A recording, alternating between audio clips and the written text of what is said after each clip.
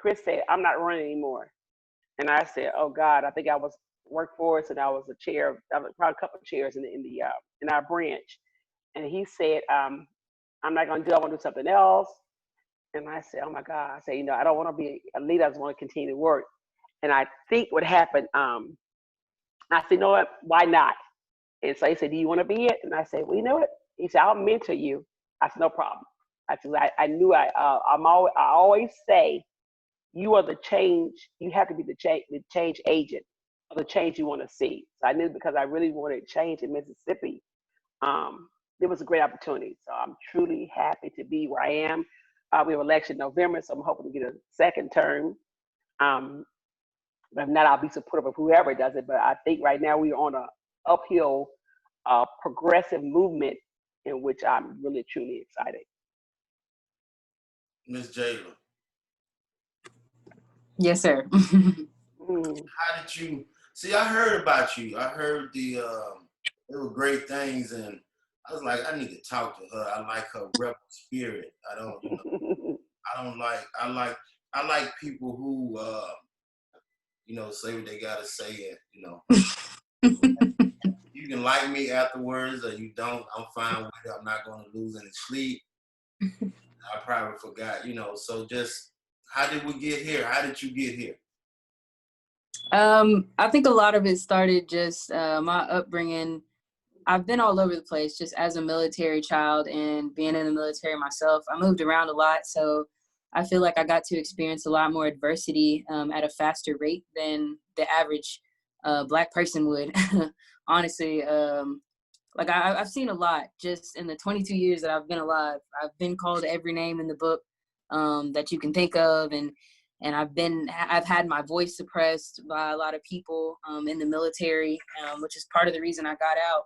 And a lot of that was still in my heart when I came to Mississippi, but Mississippi definitely gave me the platform, and this time that we're in right now gave all of us the perfect opportunity to share our voice and share our experience and to truly make a change. And so I felt like it was my calling to finally get out there and be an activist, to do more in the community. And that started with the march. And I didn't think it would get as big as it got, but there was no limit to the amount of change that was supposed to be produced. And that was just the beginning. Now I want to focus more aside from the politics and aside from religion. I want to focus on, truly making the change. And I reached out to Miss Yolanda, and that's how I got involved in the NAACP. Okay. All right. So, how did you feel about the march? What did you think that it helped any, or was it more? Or was it more of a photo op for certain people? Most definitely. I did not miss that. I didn't miss a beat during that entire process. And that's one thing I really want to get my voice out now. Now that we're on live, I want to say that I do not think that a true change was made during that march. I actually think we honestly took a few steps back. And it hurts to say that, but because it was overtaken by politics and it was overtaken by religion and it was overtaken by, we didn't have anybody that was really representative of the Black community in Starkville really having a voice during the march. And that was the entire point. And that hurt. Trust me. So I'm more careful now with who I reach out to about, the community and who is really there to make a change, and is not promoting, a brand or their business or anything like that. So I'm very, very, very careful now, and I don't mind being truthful about that either. I just hope that one day we'll all be on the same page and we'll all try to eat at our own table, and not eat at everybody else's table. So maybe one day we'll get there. But until then, I feel like we're all going to be on two totally different pages. And that is part of why the Black community is still enslaved also. Amen. Yes. I just love her. I ditto. And I think I think I call her probably every other day. I'm calling her about something. but I am truly, I knew the march was designed to really emphasize the systemic racism, but I can speak as for, kind of ditto what Jayla is saying is that our focus kind of got lost in that march. But I say, okay, after the march, what actually is going to happen? And that's what my major concern was, that where are we now? Are we actually doing it, making any impact in the community? And that is my major concern. I think I had a conversation earlier about just the struggles we're going through. We are still silent. And on a daily basis, everybody comes in NAACP now for their concerns. And I'm going to talk about the community entities. And I always say the Black churches. I said the Black church has really, truly has hurt my heart. And I say that because they were the pillar of the community when I grew up. Everything happened in the church. You learn about politics, religion, racism. You learn about everything in the church. We have totally became silent. Even in the march, I think it was maybe 2 or 3 ministers I think I saw there. I was hoping that we all came out. If this was going to be a march, a community statement, or of something that we were trying to do to say, okay, listen, we do have a voice. We should have all poured in the community. I think that we lost focus, and we're still losing focus. And that is why I say there are certain things in NAACP would not be a part of. We'll support some things, but we're just not going to get in bed with just ideas, because if it's not about change, we don't want no part of it. I sent you a message, Ms. Haddock. Can you check it on your phone? But I agree. I'm gonna tell you the truth. I'm gonna be honest, Jada, Ms. Haddock. I was mad as hell. Yeah. I was like, cause I talked to, my family, the Lindsay family, and they make sure that they talk to me about my cussing problem. So when I wouldn't go cuss. When I got up there, I wasn't going to anything. I felt for the march that I didn't feel that the college students, no disrespect to you, Jayla, or any other person that,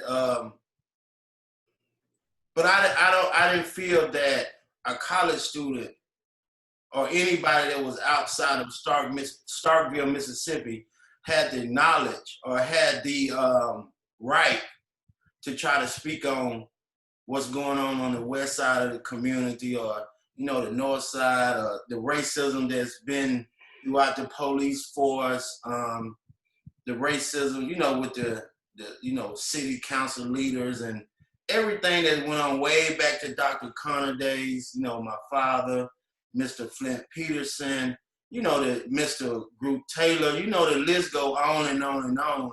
And I was like, I'm going to drive these 8 hours, because I told the people I was coming, but I was hot. I was mad, but hey, it's all good. That's, that happens. It's over. Well, it's not. I completely agree with everything that you said. And like I said, it gets difficult when you partner with people, because then the idea or the movement isn't yours anymore. And so a lot of that march was out of my control. I tried the best I could to keep the right people to represent the Black community in Starkville.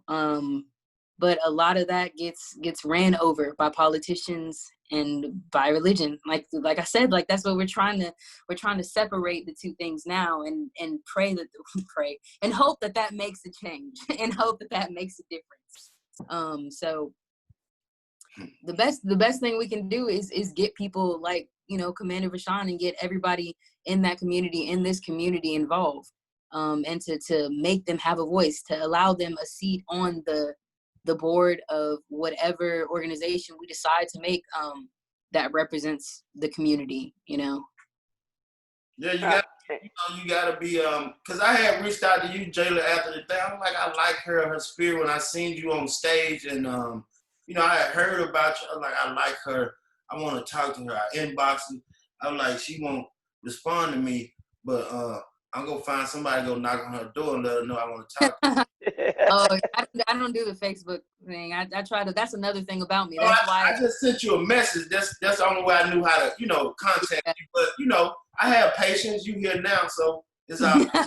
That's another thing that was hard for me even during the march too, because my social media presence isn't that big. It's only big in the college community. Like I brought the college community came to the event, but when it comes to people working and organizing, that's the older crowd. And I was not on Facebook. I'm not friends with a lot of people on Facebook, but a lot of the other people who had a lot of say-so in organizing it did. And so that also was a hindrance for me. So I tried. Trust me, I did the best I could. But me and everybody else was just as disappointed as you were. Trust me. I didn't even want to get up there and say my piece. But and if you notice about all the things that I said, I didn't speak for the community. I spoke for myself in the situation. I spoke as a Black woman because that's all I have gone through. I haven't gone through Starkville's hurt. I've only been here, 2 years? I wouldn't dare speak on the pain and racism that goes on in this community. And to be honest, I'm just now scratching the surface of the pain and everything that this community has gone through. And to be honest, we need to do something about it. In all seriousness, we need to stop eating at other people's table. We need to stop asking for help from everybody else, and we need to work for ourselves, because that's the only way that we can keep things in our hands. And I'm gonna piggyback off Jayla. I said the same thing. I said, and I think I talked with you earlier about. I said Black lives only can matter if it matters to Black lives. So we have to start making those decisions. I love supportive partners. I love people who say, "Can you help me?" I said, but because of the situation of privilege, we were not privileged to have these opportunities that other people were. So actually, it's not really I'm asking for a favor. You ought to feel like you should actually want to help us, because the things that we should have gotten, we just did not get those things. So also as a community, we are so divided as Black individuals. Really concerns me. In order to fix anything, we must come together. And I'm going to be honest. It's not going to take the white community to bring us together. It's going to take the Black community to bring us together. And we're going to work with each other. And that's my concern when I get calls and people say, listen, I'd rather that person call me. Don't send someone to tell me to speak with you. You call me and let's talk about the real issues. And I found in our community, a lot of the issues are our issues. Our healthcare, the inability not to get the proper healthcare. We have to have that voice. And like I said, today I was on the phone with the hospital about taking care of an individual. I say, listen, if she's sick, she needs to get some services. And I called around so because we're gonna have to take that stand and say, listen, I am your brother's keeper, and I need that. That's why I am broken. I'm still getting broken by my church community, because I'm a Christian. I believe in God and I'm born again. I say, but I do not believe that we receive financial donations and relax. I think that you have to be working 24 hours. I also said that even though I complained about COVID, I said I kind of think COVID gave us an opportunity to see where actually the needs are and where our growth is. We are only divided because we allow people to divide us. We must come together and work together as a community and put our heads together. We can use support, but we're going to have to take that first stand. I think I might have been sharing with you. I don't know about even talked to Jayla about. It was this that happened on Friday night where a guy was fighting his girlfriend right up the street, and they sent 2 young white cops to actually come and to arrest him. And I talked to the chief about that. The guy, the African American guy, he broke away from the cops, ran. They tased him. He didn't fall down. They couldn't get him. And I said, Chief, you cannot send 2 white young cops to the Black neighborhood. You must be a relationship. We need our own people in our neighborhoods. Right. We like support, but in order to understand our issues, we understand our issues. You need us to represent our neighborhood. So you need to put us in positions where we're able to actually communicate. I said, there's no way possible he could have 2 young white guys. I felt bad for him. We don't understand. We're not going to talk with you. We're not going to share the information. You're going to get someone like us to come and say, listen, what's going on, and try to fix it. And I respect our police department. I say, listen, you got to get African Americans in a position where they're able to make some decisions in their leadership roles. If not, you're not going to win. We're not going to win any battles here. and we're gonna be constantly a divided, stark Vegas, really. And that's my concern all the time. In all in all actuality, it's really hard for Black people already to talk to people about our struggles and the things that we go through. So when you send, white cops out to this Black neighborhood, not only, I'm not going to say it's embarrassing, but it's a pride thing. Like, we're trying to uplift ourselves, and then we have to turn around and tell you our problems and our situations and things. That's why it's important to have Black people and Black police come to these Black neighborhoods, because they understand the issues. They understand the struggles that we endure, and we're more comfortable talking to them about the problems. And then that would get a lot more accomplished in tense situations like that. Oh, we really can police our own neighborhoods, to be honest with you. If people would step up and have the, I can't say that word. If people, I'll send them down, because I think someone came to me and said they didn't like the chief made a statement. Chief Mark Ballard, he said, if y'all can take care of your own, right. it'll be a lot easier for us.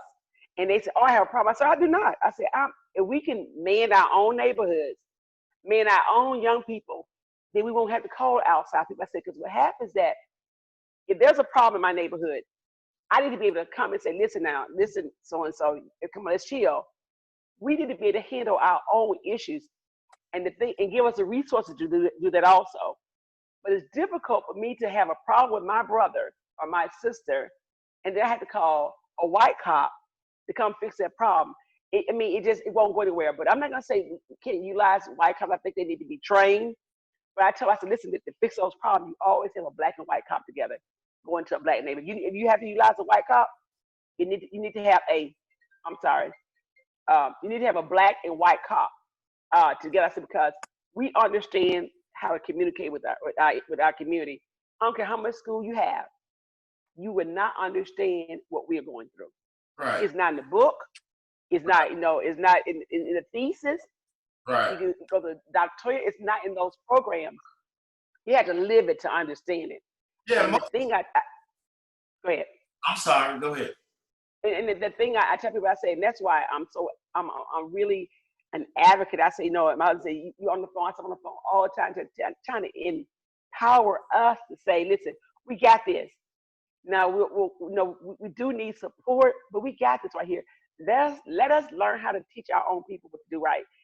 When I grew up, I lived in Rock Hill, all Black neighborhood. We had no issues in Rock Hill. I used to go to Brooksville Garden all the time, walk through there, go to the swimming pool, no issues. We manned our own community. It's not that our kids out of control. It's that we don't have the ability to set the tone for our children. So what we're gonna need is that. I love Chief Mark Bell. I think he's trying to really, really support us. But I tell myself, you're gonna have to allow us to take that leadership role of our community. If not, you will never get a grip. We will never, ever, ever be able to control our own individuals. And I say, because I think every individual is a good person. I think they're great. I think I work with 16 and 24-year-olds, have no problem. They may go out next week and rob 2 stores. But in my classroom, those young guys, no cursing. I mean, they do exactly what I asked them to do. They respect the African American woman. They respect, the community. But when you put someone else who the same age you are, for a non-Black individual to tell you what you're not going to do, that brings problems. Right. We have to we have to get our parents to understand that we actually need them to, be parents and not friends with their kids, and not get upset if Miss Jayla or Miss Haddix come through and try to, Mr. Ferguson come through and try to tell them, hey, this is what your baby is doing. And, we trying to help, but a lot of parents, our communication within each other in our community is so warped and is damaged because we only know a few languages. If we're talking about a barbecue, smoking, drinking, we understand that. But if we're talking about, repositioning the way that you think, that's like chemistry to some people, and it's not. It don't register. I'm going to say, I think with our community, and I know I have not had a problem in the community. I work with a lot of parents. And my number one thing I say, 99% of the problem is parenting. I say our parenting style. So you can't do what you want to for your kids because they are mirror. They're watching everything you do. I say, and also, and they parents will say, he just like his dad. I said, well, you slept with him. If you slept with him, that's the baby daddy. Right. We have to learn that. Right. I tell people all the time, oh, the kids, those are your problems. The school was never designed to be a mental health facility.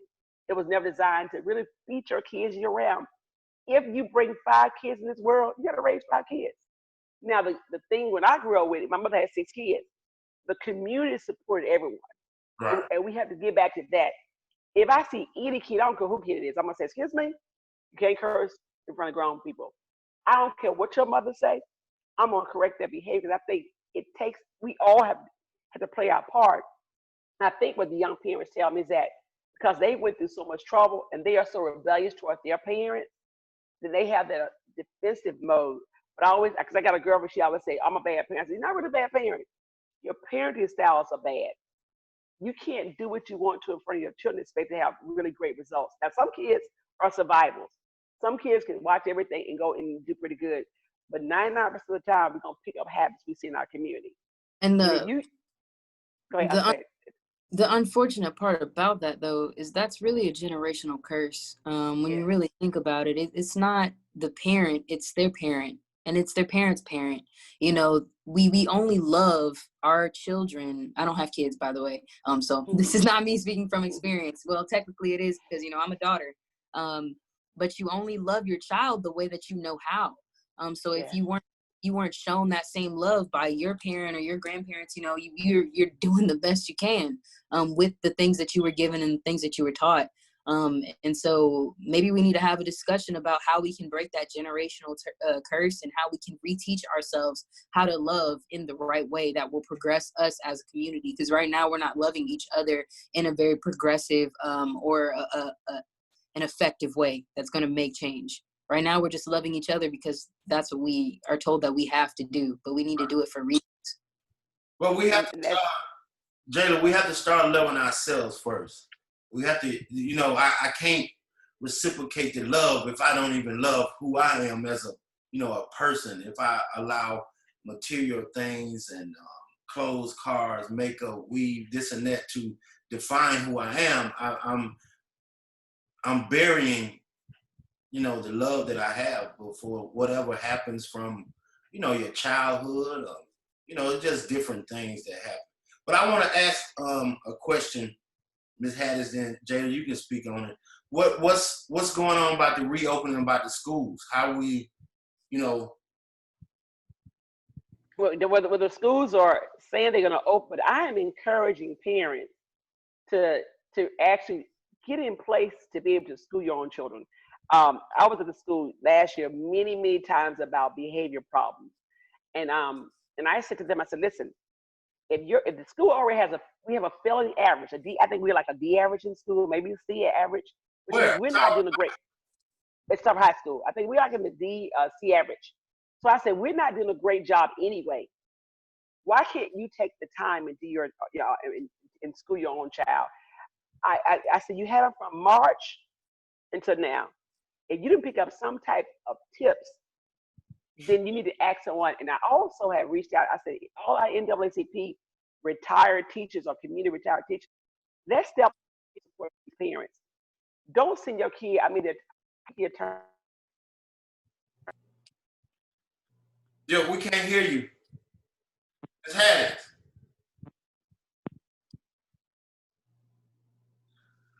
Make them listen to you. Make the parents listen to you. And I said, also ask for support. I'm an educator. There are many educators out here who's willing to say, listen, I'll help you get set up and I'll help you with the school is obligated to make sure you have Wi-Fi, and they should be obligated to make sure every child has a laptop. So we have to make these schools accountable and don't put our kids in harm. And I had a parent told me, she said, I can't wait till school start. I said, you don't have a job? You should be willing to teach your own child. And until we learn how to take care of our own, we'll always have these issues. You said she didn't have a job and she said she couldn't wait to the school. I can't wait to school. So I say, that is terrible. I said, and then you complain about what the school is not doing. You can't you can't complain what the school is not doing um, if if you're not doing that same job. And so, and that's what I tell the parents, listen, we are here for support. There are a lot of African American educators. We have to start relying on other people to do things for us. And I said, in the school, if the school is not performing where they should be, do not utilize their service. I know Dr. Basant, I do not hate him. I respect him. But I told Dr. Basant, kids are first. I'm an advocate for the children. And when the kids don't get what they need, then I do have a problem with the school system. And there's a system that's hurting our children. When I get kids at 16 years of age with no high school diploma, they've been in alternative school, they've been in trouble. You can't learn in environments that's not productive. And so you send a kid to alternative school for a year. He may go again for next year. He quit school. And so now he don't have the skill set. And then we're saying, in order to get a great job, you need to have a work keys. You need to have the ACT. You don't have a tool set to do that. So we didn't prepare those kids. I said, parents, here's an opportunity right now to make an impact in your child's life. Do not send your kid to school. Because if he gets COVID, what's going to happen? He's going to be home with you. And you're going to have, and you get COVID, you can't go to work. So the thing is, teach your own child. The Bible says, raise a child in the way he should go. So when he gets old, he will never leave apart, which means you need to raise your children. And we're here to help you. Ask for help. What is the Jayla, you can speak on this first, if you don't mind. What is the why do certain African American people go out and, they get doctorate degrees and they get placed in, the higher positions of, leaders of a school district of whatever? Why do we feel that, not we, I don't feel that way. Why do they feel, once I done made it to a certain plateau and I'm over a school district, why do they forget that they used to be the kid who they kicking out of school, and they feel they have to please the others to keep themselves, go ahead, Jayla, you know what I'm saying. I think you were getting ready to answer it, and that's the crazy. That's the whole reason right there, because of like I said, I can say it 1,000 times. They want to eat at somebody else's table. They forget the table that they grew up eating at. They forget the people in their community that they need to help, that we need to be a part of. And it looks more appealing to the eye to people who want to forget their own culture, who want to forget that they were oppressed, who want to forget that they're a part of this community that is completely overlooked. They want to be a part of another community. So they go and do everything that community deems acceptable. They go and do everything that community will open doors up for them for. And then in the end, you end up becoming a puppet. And I've observed that, again, not only through this march, but just in the military and everything else. That's why I got out, because when you get so high up and you get all this educational awareness, and you have all these degrees and credentials and stuff, now you're looked at as a way for white people to make you a puppet for them in the Black community. You become a pawn in their game, and now you're in the Black community working for the white community. And that's how we become on two different pages. It doesn't matter. You can go and get a degree. I'm going and getting a degree, but get it for the right reasons. Don't get it to eat at somebody else's table. Get it so you can eat at this table. Get it so you can bring food to this table, if that makes sense. What our silverware is different from... I'm just saying, I never understood how can you come back and sit on your own people's head and not act like, how do you wake up? How do you move? How do you breathe? How do you look at your kids to actually tell them about the culture? But at the whole... You said tell your kids about what? Our culture, and the whole time you don't even actually like the culture you come from anymore. and then that's my concern. I said, even I'm gonna actually talk about the school system because the I look at our school system. When I went to school, everybody who taught in the school system, I either knew in the community, I went to church with, so I knew the community. So I knew I could not act up in school because Miss Perkins was gonna tell my mom, or I will see her in church on Sunday. But then our new system process is that someone comes in from another town, they bring somebody from another town. We're not even getting homegrown people, and that's what. Am I sounding bad? I'm sounding real bad. Am I? That's not. Then that's the issue we're having. Is that I'm too close to your no, mic. okay? I said no one knows our children. No one knows their family, and you don't have a relationship in the community. You can't work with the kids. If someone knew my mom, I knew I had to do right. But now you're bringing someone from another state over here, another county from over here. They have no relationship with the children, so kids don't owe you anything. You have to get people who know the community. So when you get in a leadership role, I think that you should go back to the community and get people from the community. Stop going to another state, another country, or whatever, and bringing people you've met along the way to come teach a community who have no relationship with that community, because you never ever reach the highest plateau with those children. Because the kids know I don't know her, and first thing about getting anything done, you must build relationships. And we're not building relationships without children. They're not going to be successful. Another thing, Bert, even you touched on it. We have to learn how to love ourselves. And again, right now in this climate that we're in, it's harder now than ever to do that. And that's why we're doing all the political things that we possibly can to help the Black community understand that we created the culture and the community that they're essentially trying to take from us, that they're trying to replicate. And knowing that brings us love in itself, because then you realize that you're not a secondary creature to this earth. You're not a secondary citizen to the United States or to anything else, but to know that we created the culture that they try to imitate in itself should bring love to us and should want us, make us like want to spread our own culture around, if that makes sense. So to me, that gives me pride, and that makes me want to teach my daughter and my daughter's daughter the culture and the true culture. So I feel like once we learn ourselves and we truly know our history,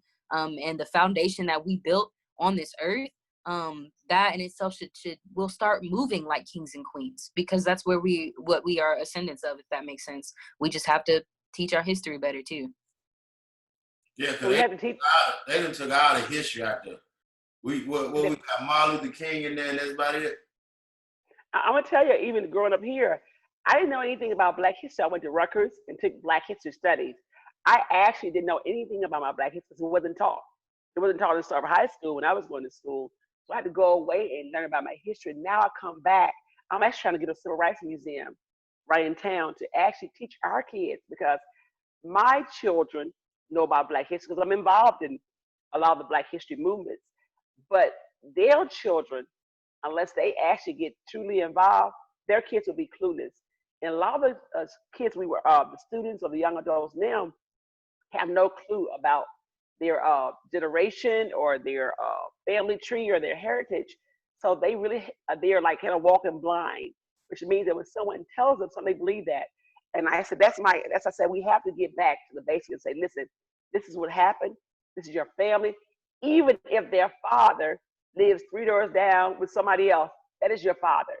And he needs to know that. And the thing is, I say, no, we have to understand love. Love can only be given when we understand love. And I was listening to Oprah talk about how her mom hated her, and that she tried everything in her power to get her mom to like her. And T.D. Jakes made a statement. He said, sometimes we work with pints and we're gallons. We learn so much and know so much. We're trying to push it on people who are not capable. We're going to have to teach our community about the things they need to know. And it's going to have to come from us, because one thing I learned from us, that we believe people that we're familiar with, and so that's a talk about relationship building. I'm not saying we can't have a relationship with other people. I'm just saying that we have to be the leaders in our community to set the examples, because our kids will always look for people who look like us. And right. I know, so we had a conversation about, when I go places, I'm always usually only Black in certain places. And somebody said, well, how do you feel? I said, well, I've got accustomed to it. But you still always want to know, do you not have any black friends? Or do you not communicate with anybody else? Do you don't know? If you don't, is there a reason why? And I know people say, well, I just never really thought about it. And I say, really? And that's why I tell my young people, I say, listen, you have to learn how to like yourself and respect who you are. And then you're able to give to someone else. We can't give what we don't have. You don't have, you can't give it. Yes, ma'am. So to both of y'all, I would like for y'all to explain the purpose of the NAACP and the direction that y'all getting ready to take y'all have been and will continue to take our community in Starkville. I'm gonna put it real simple. NAACP was founded, the National Association for the Advancement of Colored People was founded to eliminate race-based discrimination, to eliminate unfairness in politics, education. There was a foundation of it to make sure that if I go apply for something, do something, that I'm not judged based on my skin color from the character, the content of my character. The idea when I said my total focus is to make sure that as a group of people, as African Americans, but as whites also understand that we want to eliminate race-based discrimination. We also want us, because it's the National Association for the Advancement of Colored People, to understand that we do have a voice. You know, no one is giving us anything that we're not deserving. That we have a voice, and we must be proud that we have that voice. And we should be able to go into a room and say, I don't agree, I disagree, and the reason why. We can't go in a room and be quiet because we feel like we don't have a place. Every time I enter a room, I have a place. And I may say things that people may not like, but that's what I know. I can say that. I may say, you know, am I the only black person in this room? Why? You know, I always ask those questions. And some of them say, well, you know what? It's not that, and someone told me, she said to me, I'm going to lose a lot of friends by going to this march. I said, okay. I said, it's okay. I said, because guess what? I'm not surprised. But the thing is, too, is I'm at a point now. I said, listen, I told my husband, I said, listen, I'm going to have a job because when I go to work, if I see something that's unfair, I'm saying, oh, we're not having that. We're not tolerating that anymore because NAACP tells me is that I'm going to eliminate that type of stuff. And that's our focus and that's our mission. And my goal is to find people in the community who say, I truly believe in the foundation of the African American people. And we're going to make sure that what is fairly and rightfully ours, that we actually get that. And we should have to go ask nobody to let us in somewhere or do a favor when we deserve to be there. And that's what I tell you. You can't coach our football players and then talk about news.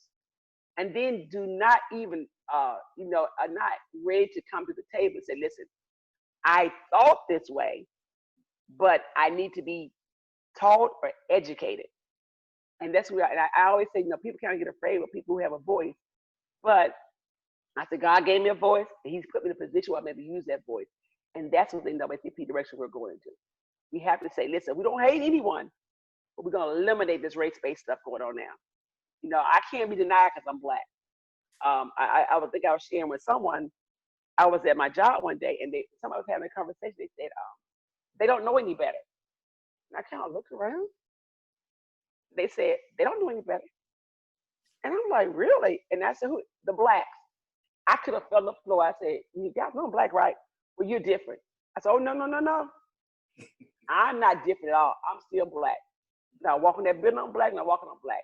So I said, do not ever talk like that in front of me again. And so that's where we're going. We're going to make people understand that we are valued. We want to be respected, and we want to feel valued. That's the direction we're going in. I think it all goes back to like I mentioned before, having that king and that queen mindset.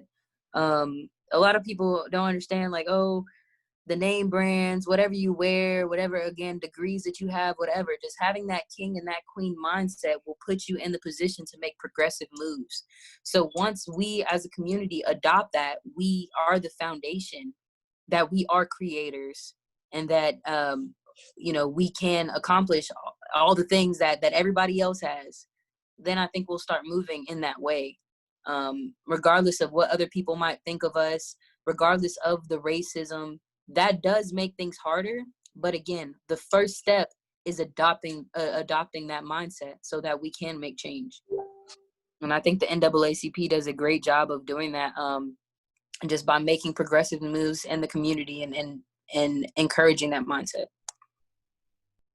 So going back to what we was talking about with the school system, Miss Deborah Prince, also using your own terms, we must have Black leaders who are comfortable at our table and not just trying to make a way to another table. Oftentimes, that what inhibits our progress. We are often too concerned with being liked and accepted by others.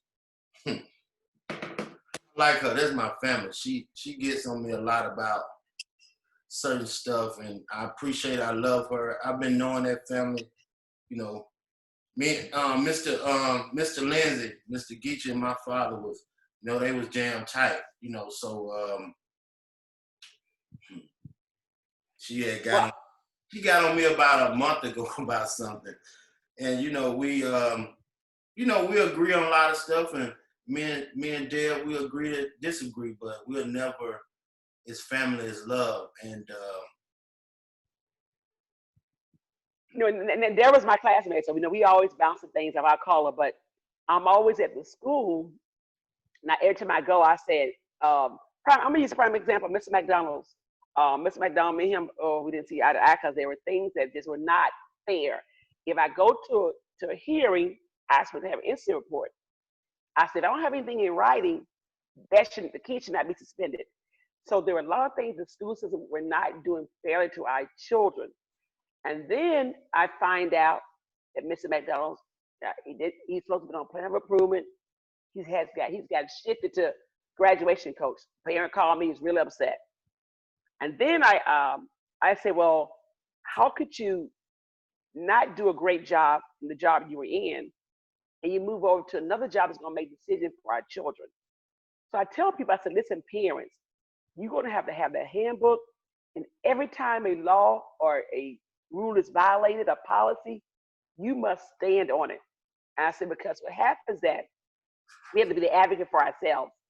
And so, and Deborah is on it. The school board, we're gonna have to put our foot down. If you're in a position of leadership, you gotta open your mouth. And that's what I think a lot of us have got to the point where we get in this position of leadership and we don't say anything. I don't think, I'm gonna say Dr. DeSantis, I want him to know that I don't hate anybody at school because I think they think I don't like them. But what I do not like when our kids are being misused, because as an educator, when they come to me, because I get the kids that come up broken already. I'm trying to rebuild stuff that the school system have really messed up. And I'm gonna say you've messed up because there's no way possible a first grader should fail first grade, and then a second grade should be in detention in the alternative school. A second grade should not be in alternative school for a whole year. There's no way possible. Hold on. A second grader. How long? A second grader. How long is that? Yes. I'm trying to second think. grader. So a second grader is 7 years old, right? Yes, about 7. Damn, turned to school for a year. For a year. Who put that policy in place? I don't know who put in there, but I don't even know how they got there. And I said to them, well, I'll let you know that it's prison pathway. That's what that is. Right. Yeah. That's what I was gonna get to. But I'm just wondering who is this knucklehead that will put a 7-year-old who only needs to be taught in alternative. Needs to be shown love. Yep, shown love and education. Yep. That's it. And that's why I say I fight so hard because listen, as an educator, I knew I grew up I went to East Tippah County, and we didn't have any books. My mother made sure we came to, we call it town, the public schools, the city limit schools. And I knew the struggles I had in school. And then going to Mississippi State, I wasn't prepared, but I went, and I did really well, but I was not prepared because the school did not prepare me because in the 60s and 70s, they weren't prepared African Americans for the higher education. But the struggles I had, and I said, I don't want to see our young people with that same struggle.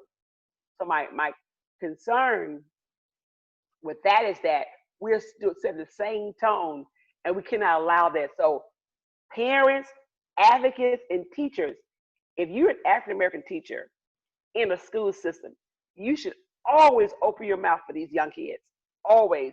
If you say I can't do it, call us. Because I'm always at the school for something. And I'm gonna be honest with you, we have zero tolerance. I told Dr. Bassan, I respect the school, but I have zero tolerance in treating our children because they're his children now, but they'll be our children tomorrow. Which means that if they can't get an opportunity, they can't get a great job, they're not prepared. That's not fair to the kids. So either you treat them right or don't teach them at all. Right. And I told parents, I said, there's an opportunity now. If you have problems in the school system, you need to teach your own children now. And ask us to help you with that. Because I'll find retired teachers, but we have to be that village, really be that village.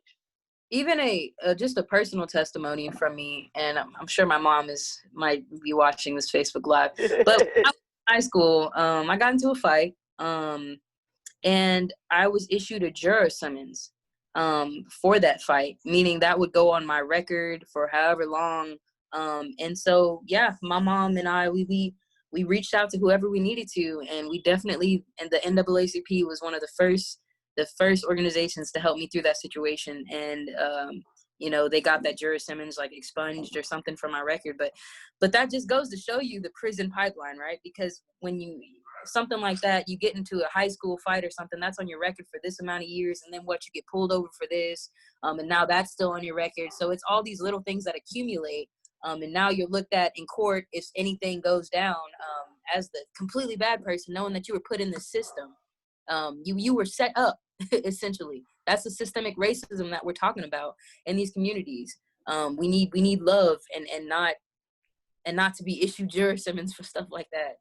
Because I guarantee you, if it was a white girl or any other kind of race that got into a fight that same day, they wouldn't have been issued a juror summons. They would have been issued something like, in-school suspension or a detention or something like that. But no, they take it to extremes when it's Black people that are doing things like that. They wouldn't got that much, Jada. They probably was going some. They woke up on the wrong side of the bed. Mama didn't fix my breakfast right. You know how they do for these people. Yes. Ms. Deborah said she voted against that. That's for the record, to let y'all know she voted against, I just can't believe you send a second grader. Oh, and she said, this to you, Ms. Hattie. Now, boo, don't blame that on that school. You were too busy running from homecoming court. So, but I never heard. Who in their mind thinks to bring in a policy to send a 7-year-old to in-school suspension for a year? How do you sit at home and that's what you come up with as a board member? That's what I'm presenting to the other people, that we need to send these babies to an isolated situation in a desk. I went there plenty of time, but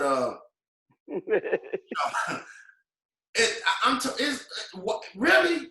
That's not what you're saying. That's what you're saying. You're saying, how do you send these babies? How do you send these beautiful children? They're saying, we need to send these monsters? We need to send these early felons. We need to send these 7-year-old criminals to these places. We're not looking at it in the same eye. That's not how the rest of the world views us. And we have to learn to matriculate in that. But we can try as hard as we can to make a change, to change the way people look at us. But we got to figure out a way to get us out of this system. We got to get a leader. We got to get a leader in there that won't even go for that. When that shouldn't even be on the I don't know what they call ballots, whatever they run it by. That shouldn't even. And we have to. Then another thing, we have to get our parents to these meetings to see these jacked up rules they trying to put in place. Wow. Well, as an advocate for parents, I say, listen, most parents are working. Their working times are like if you're working in Oklahoma, those factories, like 7 to 7, 12-hour shifts. So you can't even go to, there is a hearing, which is normally in the daytime. Right. You can't make it to the hearing. So they say, well, the parents don't care. Well, they're in a position, I think at most of the factories, you only can take off maybe 2 times before you get fired, or they have all these rules. So you can't make it to the hearing. If they have a PTA meeting, most of the time, if you're at work or you by the time you get home and try to do something with your children, you can't make it to those meetings. So it's not, the hearings are not conducive to the parent schedule. Well, the parents are working jobs. Um, they are working jobs where they don't have that role. Uh, okay, I'm in the middle of administration. I can say I can leave at 1 o'clock to go to my son's hearing or my daughter's hearing if I had children. But most of these people are essential workers who are working in places where you don't have that freedom. So you can't make it to the hearing. So your child must get suspended, and then they're home in the community, and then they get in trouble. So that's what the whole thing is. I said, so we're doomed to fail. So what makes me frustrated with the system, the school system, we have an African American superintendent who should understand the struggle of the African American community. So you have to put a provision in and say, okay, if you can't make it to the hearing from 7 to 7, what's conducive? Saturday morning might be a good day. You have to work with the parents. We don't have internet service. We don't have Zoom. We don't. Most of us don't have emails or read emails. You can't send an email something to parents and saying you must attend this right here or vote this way. It's not gonna work. Most of us can't even process that. So we need people in place that say, listen, it doesn't work for this community here. You know, we're the underserved community. It doesn't work for us. So we're not actually working for our community. We're working for policies, and policy never does well in the community. So until we learn that we have to work for the people in the community, we're going to always have a big divide. And it's terrible because it is the African Americans who are dividing the African Americans, which is really, really, really sad. And that's what we are. And we have to do something about that.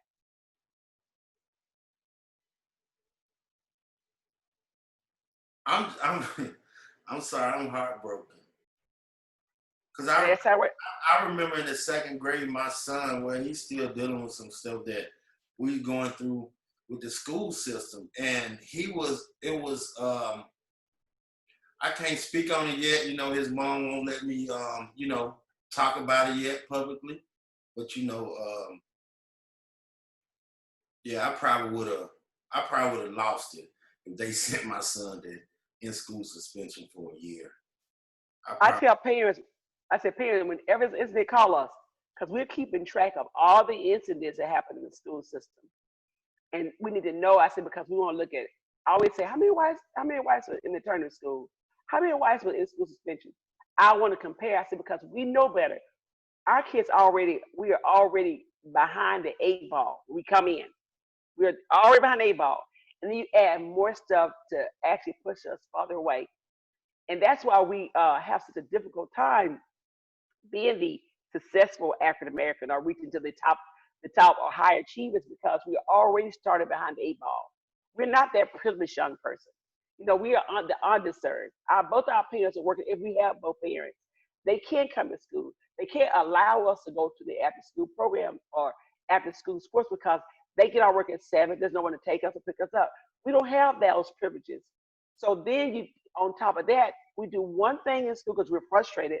We don't get to see that counselor and say, listen, let's talk about this right here. Why is this going on? Let me meet with your parents. You immediately go to a hearing. You go home, which is no supervision. You go to hearing, and they make a determination without having everyone in the room to say, listen, this is probably the best for the child. Then you go into the Turner School for a year. I said, no, wait. If you fight, you should have a conflict resolution. You shouldn't even be suspended for fighting. Let's talk about it. What happened? Learn how to work out your conflicts. So if I see you to Turner School, both of you are going to Turner School, the person was fighting. So guess what? You could have both attended to regular school because if me and you get into a fight, we both go to Turner School, we still go to the same school together. So guess what? Let's have a conflict resolution and then let's get back into class. Let's get to learning. Let's make an agreement. I'm not going to do it again. Let's get to learning. Because I'm in the same education setting with the person I just had an incident with. So we're not making great choices. I guess I don't have to talk to Deb. She'll explain it to me. How often does the voting come for the board members so we can get us in a position to? Because I think it's Deb and one other African American. Jamila Taylor, she's up there. So it's just Taylor. 2 people. How many on the board? I think Deborah, I think it's one, 2, 3. I think it's like 5 or 6. So I think so many from the county, so many from the city.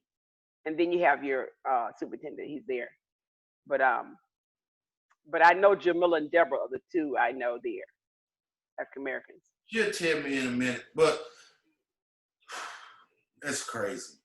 It's tough, and so that determines our destiny. What happened to us in elementary and middle school determines what we're going to do in high school and higher education. If we can't get it together in those early schools, in the early learning stages, it's going to mess us up. If I'm missing a year out of regular mainstream school, they say, "Oh my God, he's so good.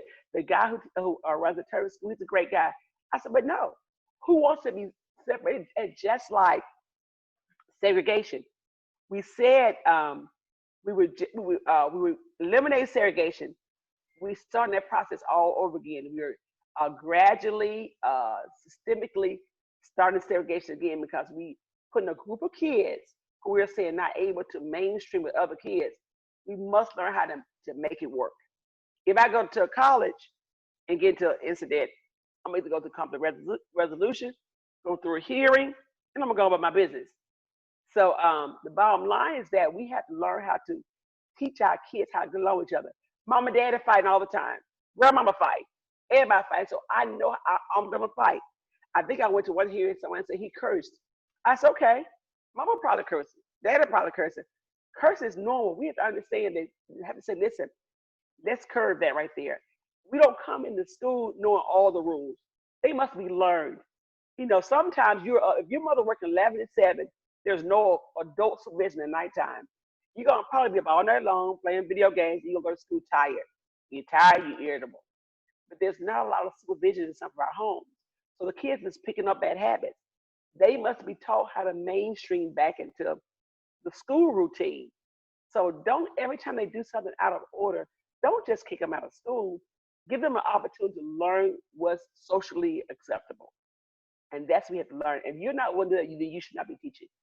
Yeah, Deborah say it's 5 board members. Okay. Let's me and you we talked the other night. This bill that Governor Tate Reed. Yeah. He shot down the people that's can be paroled and what's you was telling me that y'all had something coming up Tuesday or Wednesday? It's actually gonna be on Thursday. We're supposed to be having a press conference on Thursday, and the idea is we have chosen some inmates who actually have served their time on good standing and are denied parole hearings. Some of them are like 60 years old, 65, 50, which means that they're really not. Now they may have gotten in trouble for maybe selling some weed or something real simple, but they're doing like 30 years, 20 years over maybe $100 with weed. I mean, simple crimes. And when they have served more than 80% of their sentence, they're not even given the opportunity to get a parole hearing. And we're saying, now listen, Governor, if you're able to serve your time, be on a trustee status, can go home on weekends, and can't get a parole hearing, that's the issue we're having. Is that, so it's not that they're not qualified to leave. You just said no because you feel like it. And we said we gotta stop that behavior. And so that's what we're gonna be. So you'll be here more on Thursday with the press conference. Okay. Thursday. Mm-hmm. They sending these babies to in-school suspension. Yes, they are. And I tell you, and I think I asked one young guy, I said, how many white kids? He said, it was 1. I said, 1. And so I said, so are they not committing the same behaviors? The white kids just not get into a fight or get into anything? I guess they go to school and they're perfect. So I said, how do we get to go to attorney school for everything we do? And we're the ones that have the most difficult time. And so I said, but the white kids, they're not going to attorney school. So what's going on? So maybe we're not learning something, or we just missing the boat on something. So let us know what's going on, because I don't understand how we're the ones that get into all the trouble. I can't figure it out. Where he come from, the superintendent? Where did he Oh, Dr. Tupelo. They're up the Tupelo area. Oh, they ran from up there. Uh, That's just my comment. I think Dr. Bassan just he need to, whoever he hires, he to be able to maybe let him see it from our point of view. Sometimes, when you get into leadership role, if you don't take us with you in that leadership role, then you may see it from another perspective. And I think this is what's going on. I'm in a leadership role, but I've always worked with struggling students. So and I was a struggling student, so I understand the struggle. That's why I said that plight, and I understand. I got blessed to have an opportunity to do some other things, but everybody's not gonna get that opportunity. So I think that if I'm in a position of power and change, I need to be able to make that for really all children, because some of the underserved, and not just African American, there are other children also. But we need to make sure that whoever needs an opportunity, they're given an opportunity, and that and it's not fair if you just say I'm not giving to you because I don't want to, because most of us in a position where we can do more than what we are allowing ourselves to do, and that's what's hurting our children. And that's why the kids don't have any faith in any adults anymore. They have lost all the faith in us because we have demonstrated the inability to support their dreams, and also to make it where they see that there's a possibility. I tell a girl that, I said, listen, go to the hospital, you're sick. She's really sick on dialysis, she's throwing up, hungry. She said, I've been there several times. I said, no, go back. They have to treat you.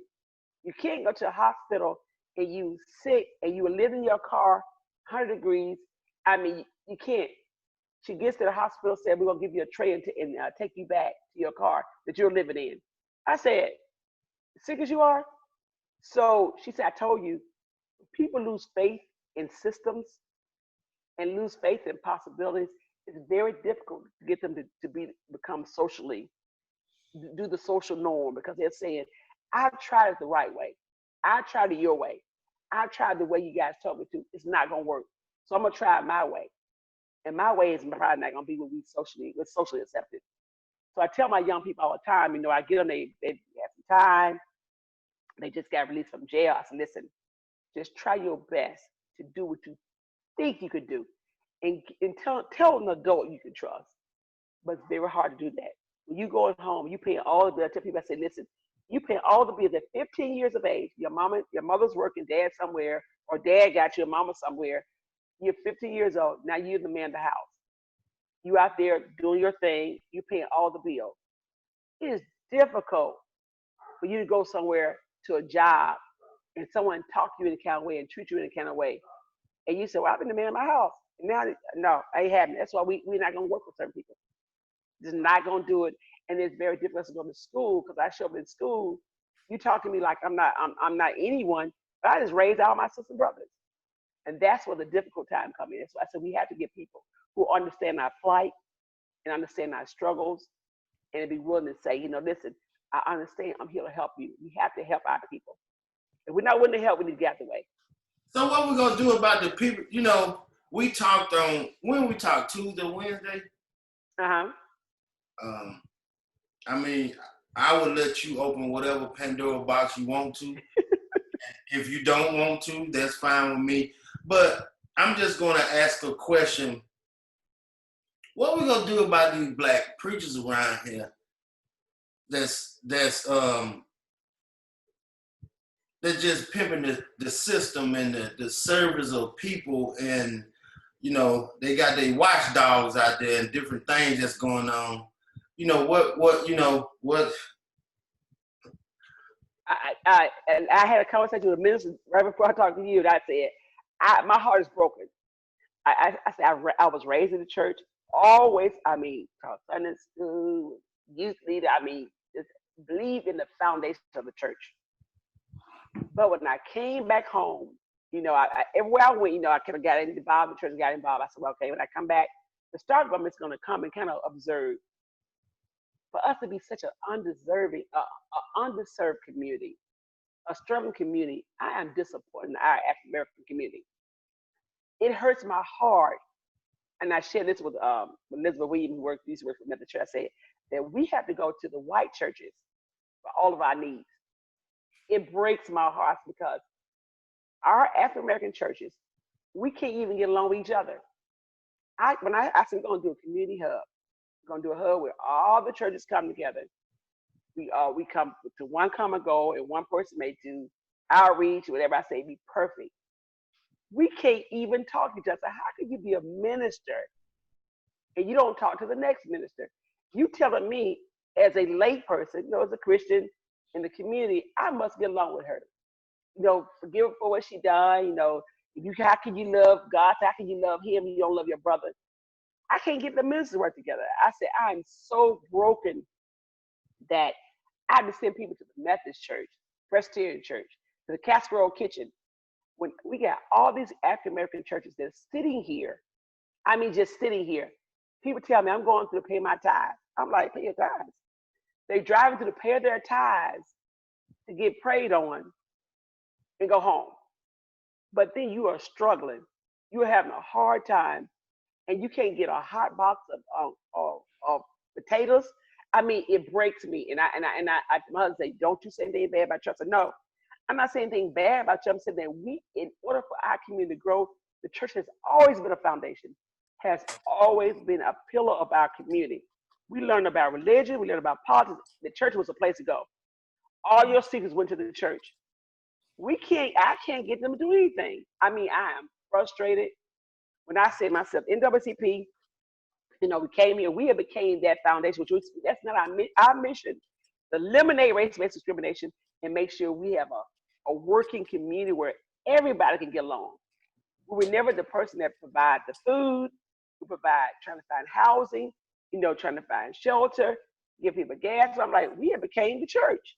We have no problem to come to church. I said, but the issue comes in, where's the function of the church? And I ask every Christian, say, what's the function of my church? And people say to me, well, we do a great job. I said, then why are we still struggling?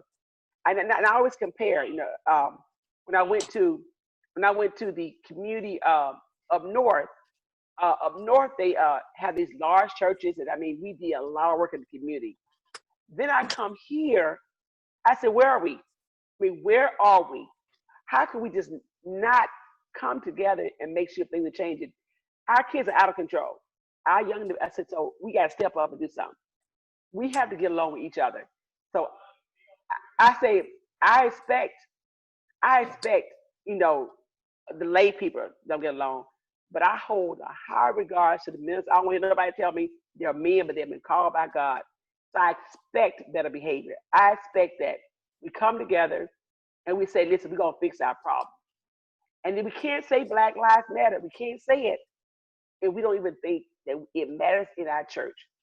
We can't say the mother who has to work overnight, her kids are going astray, and you don't have anybody in the church who can say, well, sister so-and-so, I'm going to come over and help you. We have lost our focus. And I really think in my heart, that's why God has allowed things to happen to our community, has impacted us so hard, because if we don't start treating each other right, then we're going to have some hard times, really hard times. The other community says, why should I value you? You guys don't value each other. Right. And I'm a hard. And I told somebody, I've never seen so many ministers. They preach 2 years, they go over here, preach. I'm like, when I grew up, the minister stayed there till almost he died. Now a preacher be here 5 years, he go here. I'll say, I've never in my life seen it. I don't know if it's progressive way or what's going on. I don't know how many times and how many ways I can say this, right? But we are on two totally different pages, and it depends on what page that pastor or that minister is on. I hate to use the C word. I'm not going to, but if you know it, then you know it. What's the C word? I'm slow. I ain't finished school. Hey, we're going to have to talk off camera about that one. Because not here. But I will say it depends. Here's how I gauge on what page the pastor or the preacher is on. If they can go up in front of their church and tell the church the truth that Jesus was Black, and they can do it comfortably, then that minister, that pastor is for the Black community. They will help us. But if they are so concerned with losing the white population in their church, or they're so concerned with losing that money, with losing members and things like that, afraid to say the truth, then that's how you gauge the kind of person that pastor or that minister is, if that makes sense. It all just depends on what page they're on. A lot of people are trying to eat at somebody else's table. I don't know how many other ways I can say that, but that goes for a lot of these religious leaders too. So hold on, don't turn your mic off, because I know I know when you need to say something, you'll turn. What has disappointed you so much? Because I see when, yeah, I mean, it's what something has rubbed you to, Absolutely. Is it that obvious? But I grew up a Christian. I grew up in church, and I think it's a great place to grow up and to get your foundational morals and leadership skills, and just develop a good sense of good. I think that's a great place for that. A lot of my views changed when this march came about and when I started becoming more of an activist, because like Miss Yolanda, I was so disappointed in the church in that moment, because I had not seen there was always a choice. Do I lose people in the church, or do I help my community? And that is never a choice to me. That is never a decision that needs to be made, because it is always choosing your community. It is always choosing the betterment of your community. Regardless of how many people you're going to lose, you are a Black person. You are a Black minister. You are a Black pastor. You are a Black human being. You are part of this community, and that should always come first, who you are. And I think a lot of that just goes out of the window when money and members of the church and everybody else comes into play. And then my heart was broken. So I'm still discovering a lot of things about religion and about myself throughout this activist process. So. But I can't. You're very intelligent. You have a beautiful mind, and Thank you. Don't allow that one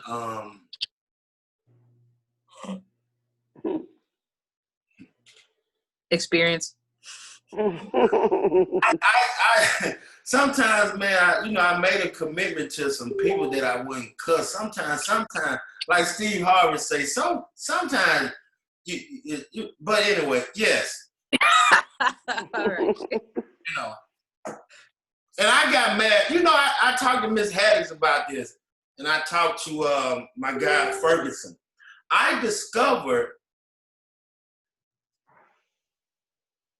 that somebody sent a watchdog to see what I was about. And I'm the type of person, I always been an open book. I always got in trouble for speaking my mind. My daddy and my mother, both of them. So I got a good thing, but bad on both sides, that they was always vocal people. And it hurt me that, when you can sit down and call me and talk to me and really see what I'm about, besides sending a kid to deal with a lunatic.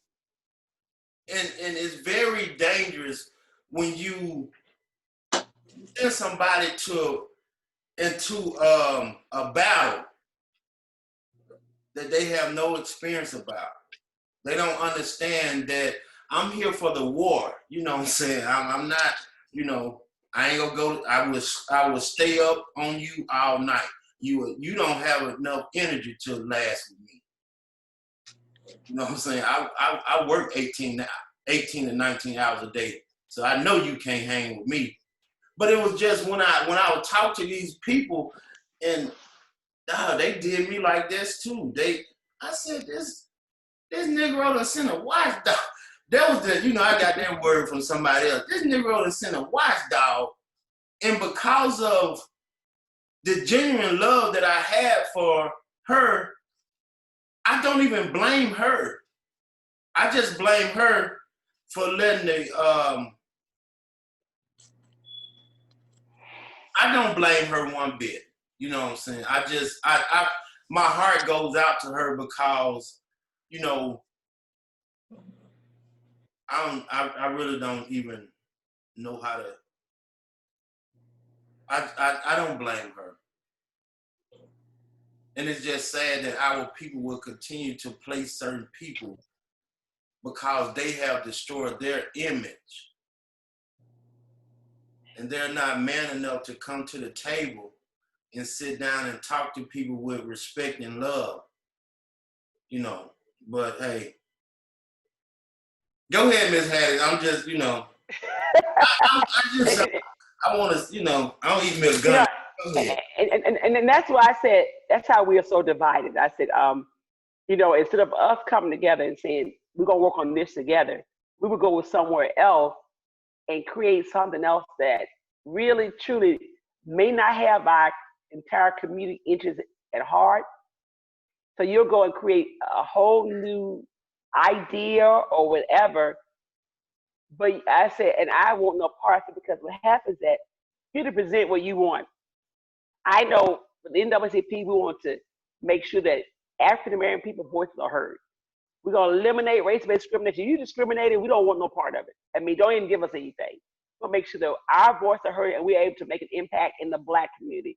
We know we are 20 steps behind the white community.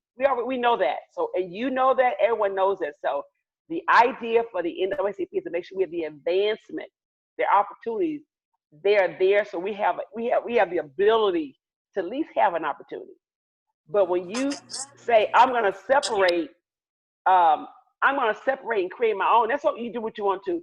But I'm not going to get in bed with you, because I feel like that we have to make sure we're on the same page. If we're not about the Black community or about change and uplifting and empowering and making a difference, then I got some issues. You know, we all are hurting. Whites are hurting because there's some white supportive people, and Blacks are Black, but we have never ever had an opportunity like we have right now. So with this opportunity, now we need to really take advantage of it and say, listen, if there's a seat for me here, I need to be here, but this is what I want. I don't want you to have the plate already prepared for me. Allow me to go in there and make my own choices. If we can't do that, then I don't want to play by those rules anymore. Because I had to play by those rules all my life because I didn't have a voice. But now I'm in a position to have a voice. Either you're going to accept that voice or you're not. If you say, only way you're invited to this opportunity, if you do as I say, then I can't get that opportunity. And I had to learn that because I watched so many things go wrong in our community. Education is terrible. Medical for our community, terrible. They said COVID-19 will continue to really affect us because most of us are essential workers.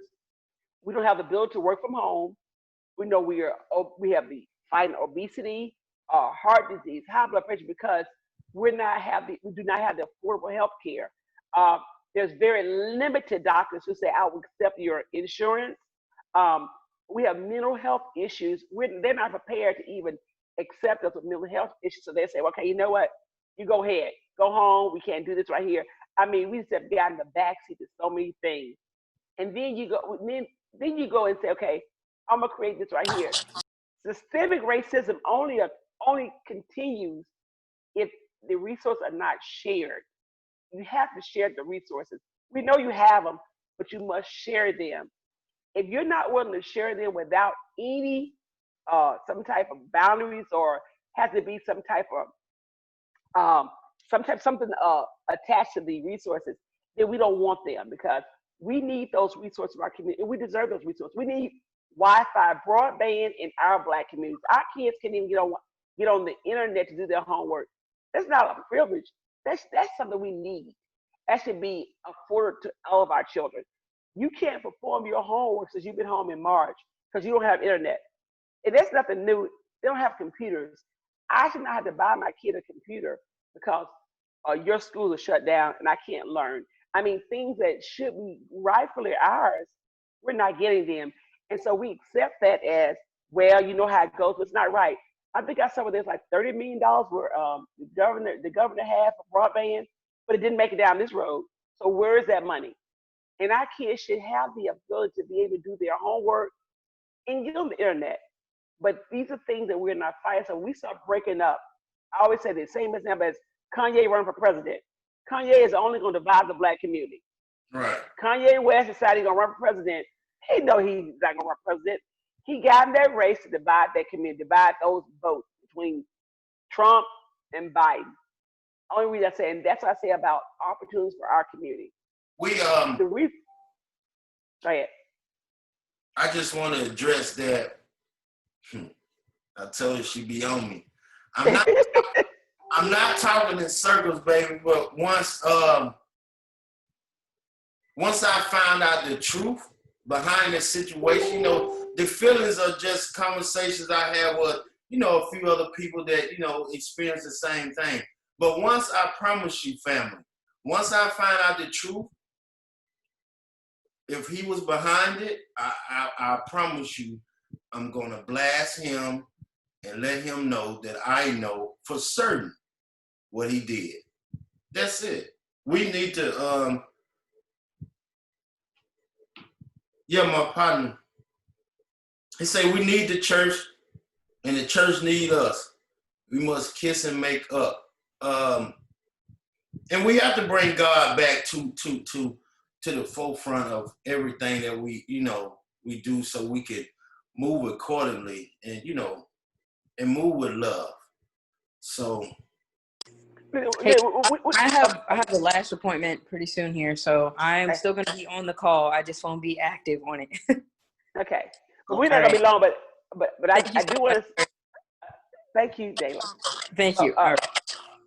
Listen, we're not saying we don't need the church. We're saying that we need the church to be more involved in the community.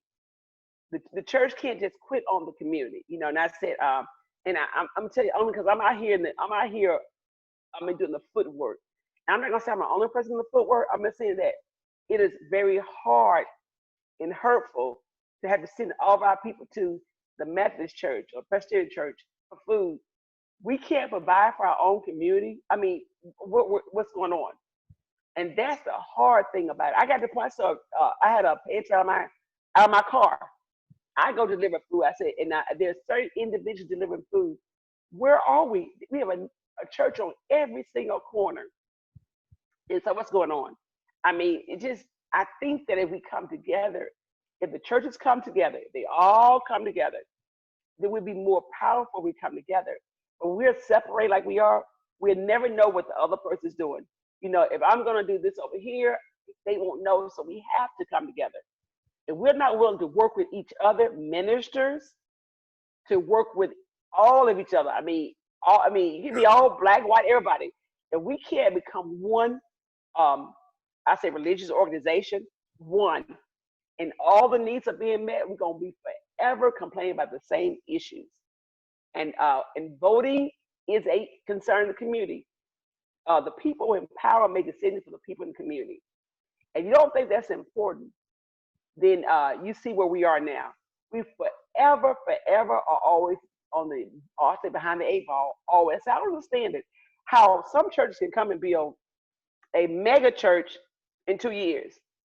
And this church over here have been in existence for 30 years and still in the same little 2-bedroom building. I mean, the 2 little house, whatever, small house building. And I say, so there is something going on there. Either we don't have a vision, or we are not growing, but there's something going on where we can't see big, or something's going on. I know we don't have the resources. We really don't. But I think we put all of our coins in one basket. We make him, come up with something magnificent. But we all are going to be separate, and we'll never, ever, ever, ever grow from where we are now. Rashawn, another comment, Rashawn, my partner Ferguson, he said that's the whole thing. We got to stop putting white people in everything we do. We got to do for self.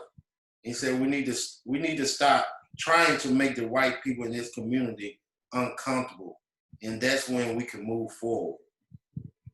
Yes, I agree with him. Yeah. I think this momentum we have now, the movement now, I think a lot of white people realize now it has to be some changes. I mean, they realize now we have not did what we're supposed to be done. We have been unfair. They know that. But the thing gonna be is, okay, since we know that, what goes on here? I said we had a march, the flag came down, the monument. Now where we are, we sit, all of us sit down now and say, okay, what's the next move? we know that we still have a long way to go. So the idea is that there are things that we need in our community. So that's the next move. But we can't sit back and say, we got rid of the flag. Okay. I mean, so has it really changed our community? Those things that we've done, has it made any impact in our community? And that's what we need to start doing and say, well, what's next? We got to help work with our education system. We got to work with our housing. There are so many things in our community that is affecting us, and we can't sit down now. You know, we have not reached, the finish line, and that we've arrived. We have not arrived, and there are so many more things that we need to do, and so we need everybody on deck. We need all hands on deck, and so we need the Black church. We do, and I cry, I scream, I holler about if we don't work together as a community, we're gonna forever be the last one in the race. So what's our next move after? I know. What's the next move after? You know, the march that went on. They have their own thing going on that they trying to, whatever. What's our next play? What's our next move for everyone that's involved? See, my thing about it, about the whole what is called a stand-up movement, the whole thing about the march. I didn't see any people from Brookfield Garden, the West Side, North Side, the Hill School.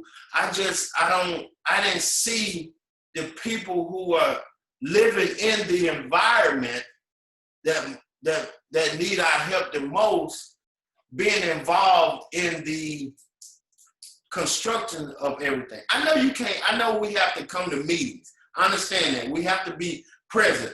But sometimes we gotta, really put our shoes on the pavement to go out to those people.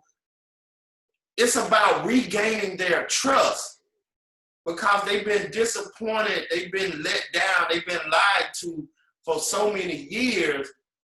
Hey, sometimes you gotta get out there and go and, rub shoulders and get dirty with those people, So what's our next play? Since that play over there ain't working, certain people wasn't involved or wasn't allowed to be involved, or if they couldn't use that a certain individuals to, if they didn't feel, you need certain people to go to certain levels.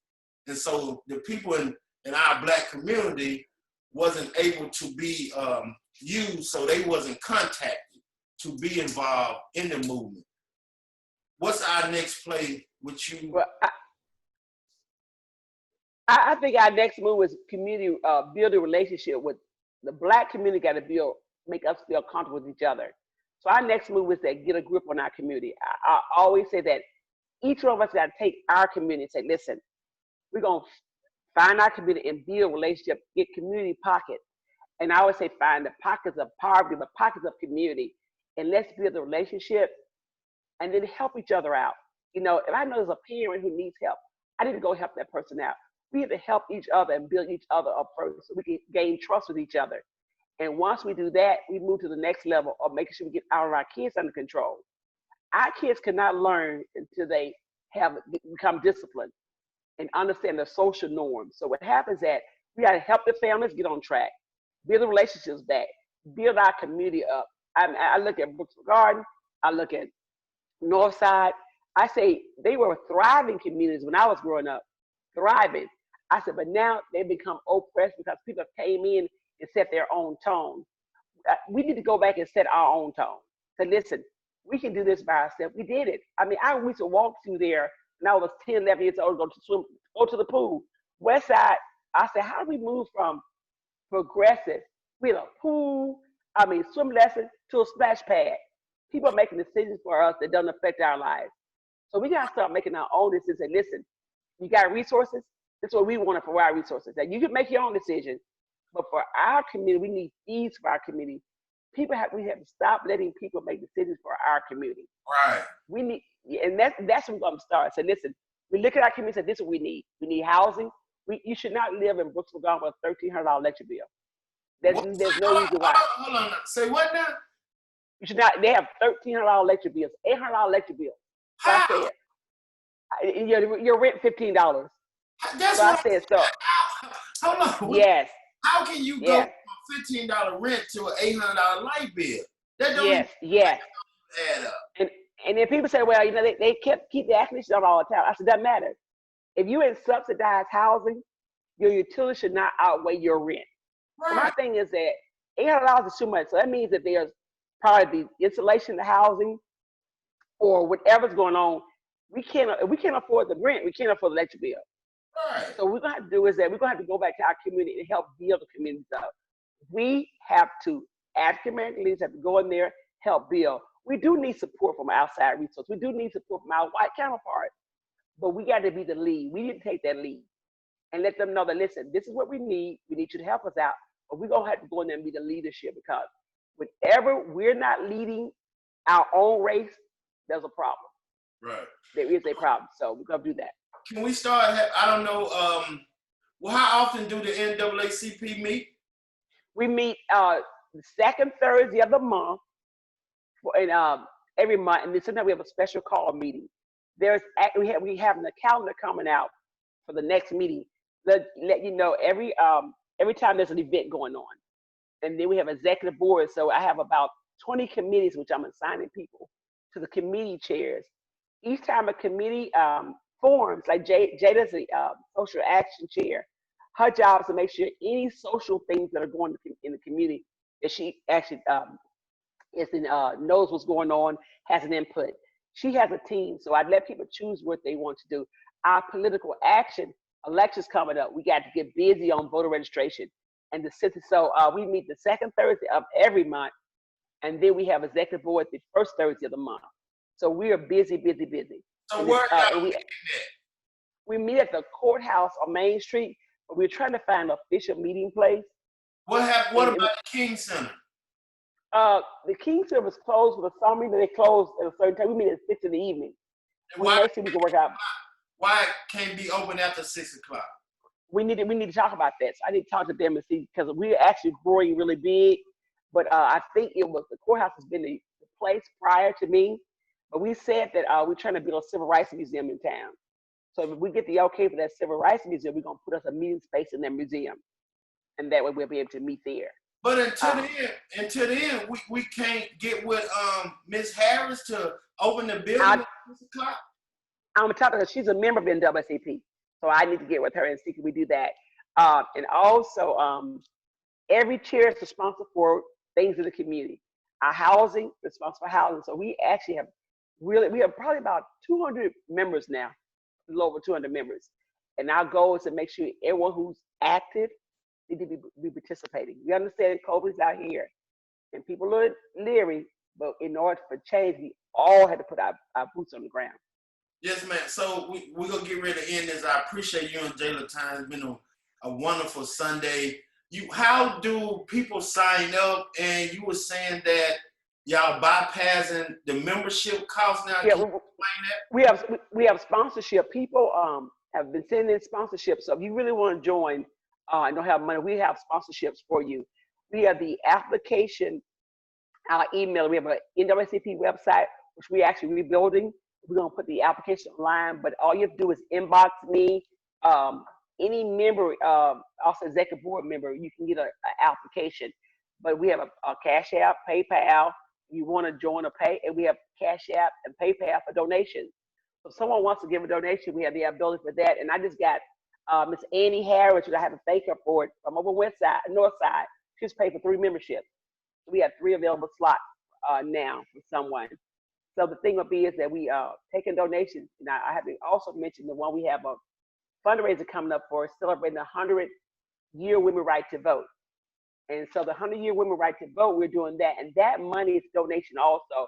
So we're taking all kind of donations in to help build the membership, but also pay for things in the community. Because this is a non-profit. This is actually everything's volunteer. Right. Whatever we do, we volunteer. And we're saying 100 years ago, on August the 18th, when the bill was actually amended, but it was actually on May 21st, 1918 is when they said, okay, we're going the House kind of voted and then the Senate voted, but in 1920, the bill was passed and giving the women right to vote. So we are actually celebrating that. We actually must give a donation. If you're a woman, any NAACP, make a donation just for that celebration, us having the ability to have the right to vote. What's the cost to join? To join is $30 to join, and then for the children, or I say for the youth under 13, I think it's like $15. But a lifetime member, I tell people, you can become a lifetime, a civil life member for the NAACP. You can pay $75 a year for 10 years in your lifetime membership. You can pay $750 up front, or you can do a payment plan, $75 a year for 10 years, become a civil life member, which I tell people, if I had known, I would have did it a long time ago. Right. So, Ms. So, you hear me? I want to, thank her, Ms. Jayla. I know she was getting dolled up or whatever. So, but thank you. I really enjoy the platform. I love Bert. I love the ability that we have a voice and we have someone who's willing to go ahead and say, this is what we need to do. And I think, and I always talk to my white friends, and I always say, they're glad that we are actually in a position that we can speak. Because I think what has happened is that a large majority of my white friends felt the same way we felt, but they were silent because they didn't want to lose friendship. But I think after this march and after George Floyd, they just said, I don't care anymore. They're willing to go on the limb for us also. But I tell people, right is right. Doesn't matter who does it, but it's right. But we got to get ourselves right first before we can bring some. My mom always say, get your own house right before you invite a guest to stay over. So we had to make sure we get our community in order. Yeah, then we can work on that. I'm gonna leave you with this analogy, and like I say, I love you. Thank you for all you doing, and we good. We have to go from being shooters to snipers. Yes. You watch Rambo, right? You seen the Rambo? Yes, all of them. Hold on. Mm-hmm. The question, okay, I'm asking the question from my cousin. Who do we reach out to when we feel like someone that stays in a low income housing has a high utility bill? We have a housing chair. So they call me. My number is 856-220-0222. My number goes out to everybody. And we have a housing chair.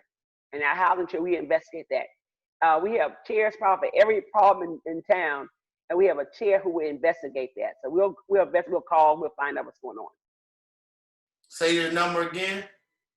856-220-0222. All right, this 856. I'm part. Let me tell you. The CARES Act, and I was told about Prayer Opportunity. I'm not sure how, it's billions of dollars, more millions of dollars. They're supposed to be available to pay some back utilities for the people who had put their bills on furlough, whatever. And but they may have some money tomorrow, since you don't know what's coming in.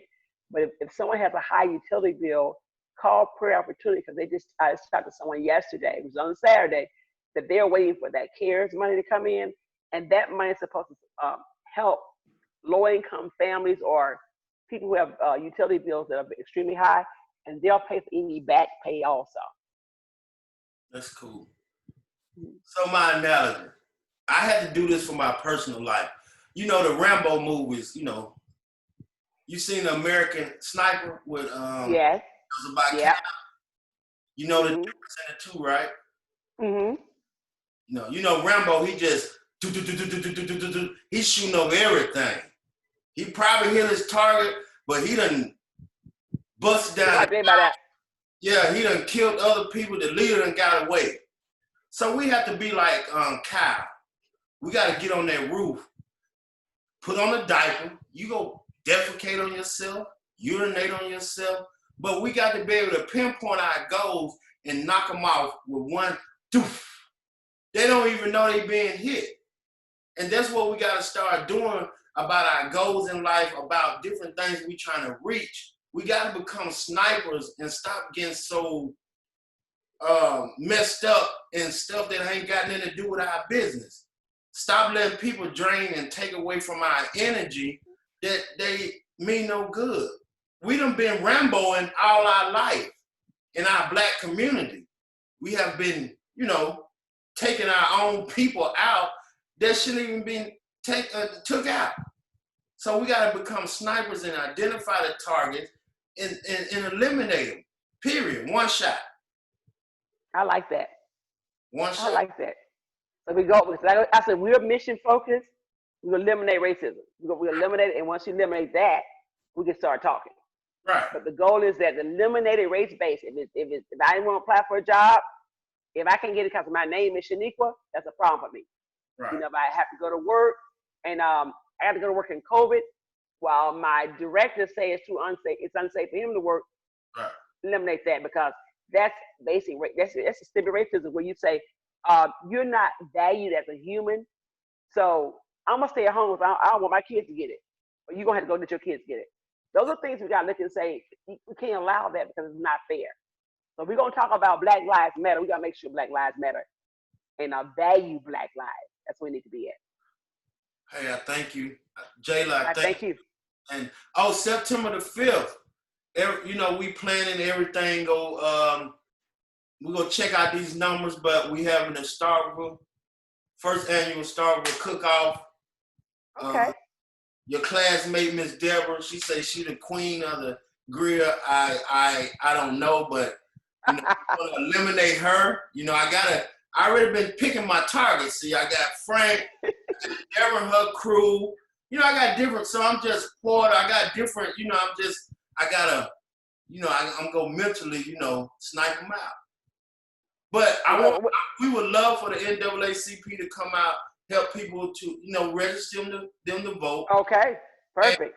And, get people familiar with your organization. September the 5th is going to be Poorhouse Road.